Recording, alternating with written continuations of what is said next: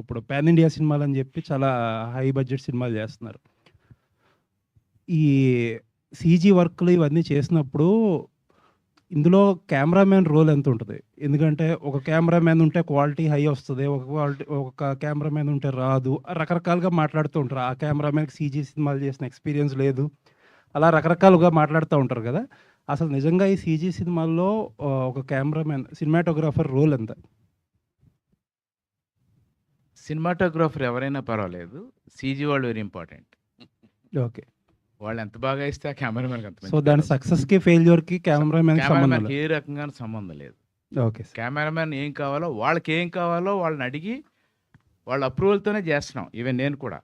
Okay. నేను పెద్ద పుడింగి నేను అంజి చేశాను, డమరుకం చేశాను, అంజికి నాకు నంది అవార్డ్ వచ్చింది, ఫిల్మ్‌ఫేర్ అవార్డ్ వచ్చిందని చెప్పట్లా. వాడు అప్రెంటిస్ గాడైనా, వాడు ఎక్స్‌పీరియన్స్ గాడైనా, వాడికి ఏం కావాలి, వాడు ఏం అడిగితే అది 100% వాడు ఓకే. నాకు ఇగో పక్కన పెట్టి, నాకంటే కెమెరామెన్ నేనే కాదు ఎనీ కెమెరామెన్. మా ఇగోస్‌ని పక్కన పెట్టి, ఓహో! నీకు లైట్ ఇక్కడి నుంచి కావాలా? మాకు తెలుసు ఆ లైట్ రాంగ్ అని. ఓకే. వాడు అడిగిన లైటు రాంగ్ అని మాకు తెలుసు. అయినా రేపు క్వాలిటీ బాగోపోతే కెమెరామెన్ కోఆపరేట్ చేయలేదని వాడెళ్ళి ఇలా ఎవరితోనో మాట్లాడి అదంతా బ్యాడ్ నేమ్ రావడం ఆ ప్రాజెక్ట్‌కి మంచిది కాదు. ఆ కెమెరామెన్‌కి మంచిది కాదు.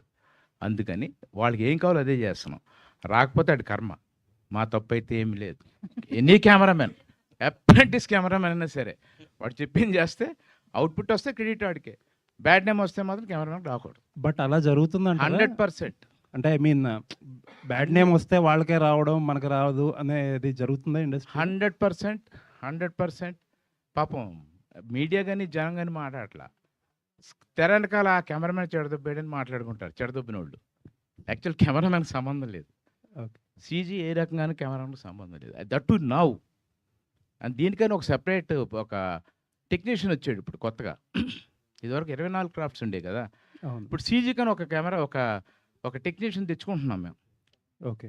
సినిమా స్టార్టింగ్ నుంచి ఫినిష్ వరకు అతను మాతోనే ఉంటాడు. మాతోనే ట్రావెల్ చేస్తాడు.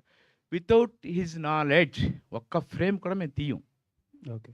తీయకూడదు ఇప్పుడున్న రూల్ ప్రకారంగా. అంటే టెక్నికల్‌గా చాలా అడ్వాన్స్ అయిపోయినాయి సినిమాలు. హాలీవుడ్ ఫిల్మ్స్ అయి చాలా బాగుంటున్నాయి. అందుకని మేము కూడా అతను లేకుండా ఒక షాట్ కెమెరా ఆన్ చేయట్లేదు నేనైతే. సీజీ టెక్నీషియన్ వచ్చాడని అడుగుతారు.